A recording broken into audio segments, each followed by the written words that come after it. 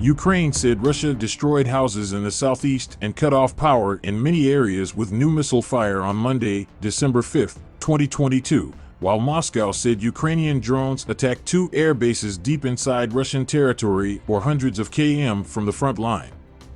Had been anticipated in Ukraine for days, and it came just as the emergency blackout was about to end, with previous damage repaired. The attack plunged parts of Ukraine back into freezing darkness with temperatures now below 0 degrees Celsius.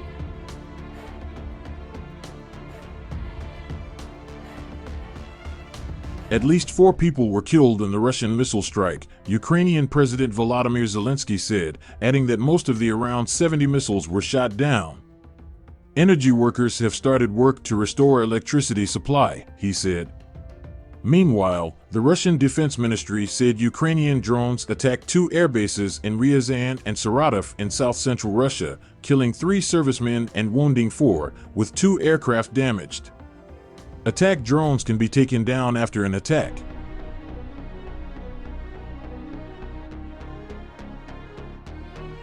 Ukraine did not directly claim responsibility for the attack. It was the deepest strike in the heart of Russia since Moscow invaded Ukraine on February 24.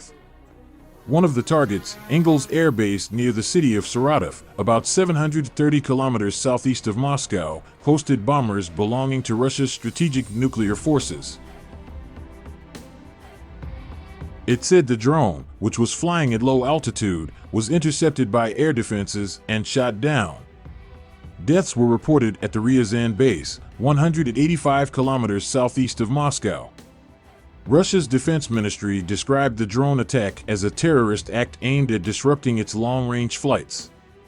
Defense, communications center, energy and military units of Ukraine with high-precision air and sea-based weapons, in which Russia said all 17 designated targets were hit.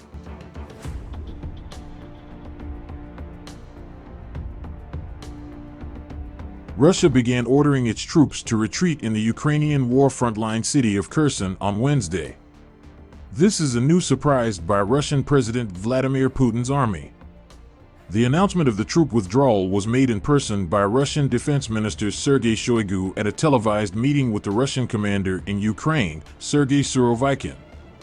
Russian troops, however, will defend themselves on the banks of the Dnipro River. The city of Kherson was actually the first city center captured by the Russians during the invasion. The city has been the only Ukrainian regional capital controlled by Moscow forces since the offensive began on February 24. But aggressive attacks by Ukrainian forces over the past weeks have captured villages in the Black Sea city. This Ukrainian siege is likely to make the Kremlin withdraw.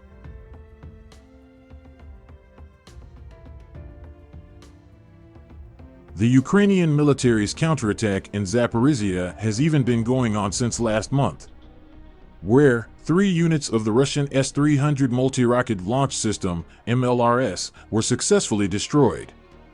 Later in the Tokarivka region, Kherson Oblast, the Ukrainian attack fell on a troop base of the Russian Federation Armed Forces, VSRF. It was reported that 150 Russian soldiers died in the attack. Since the U.S. agreed to share the missile system, Ukrainian forces say they have used HIMARS to attack Russia. Ukrainian Defense Minister Oleksiy Reznikov praised the precision of the missile system.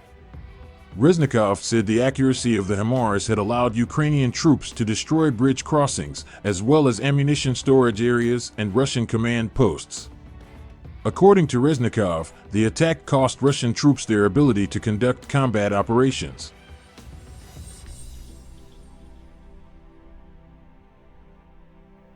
Ukraine initially requested a multiple launch rocket system, MLRS, unit. But the M270 MLRS is a vehicle designed to compete with tanks over rough terrain. While the M142 HIMARS, he says, is a fast-moving wheeled vehicle at 60 miles per hour and higher on the highway, and 30 miles per hour on rough terrain. With rockets, he added. The HIMARS that were given to Ukraine to help in its fight against Russia were a game-changer. He also argued that Moscow's forces were now in a dire state. The U.S. has provided Ukraine with billions of dollars in military and humanitarian assistance to defend itself against Moscow's aggression. Russian President Vladimir Putin launched the internationally condemned war 5 months ago on February 24th, with the outlandish claim that the Kiev government was led by the Nazis. In reality, Zelensky was Jewish and had family members killed in the Holocaust genocide perpetuated by Nazi Germany in World War II.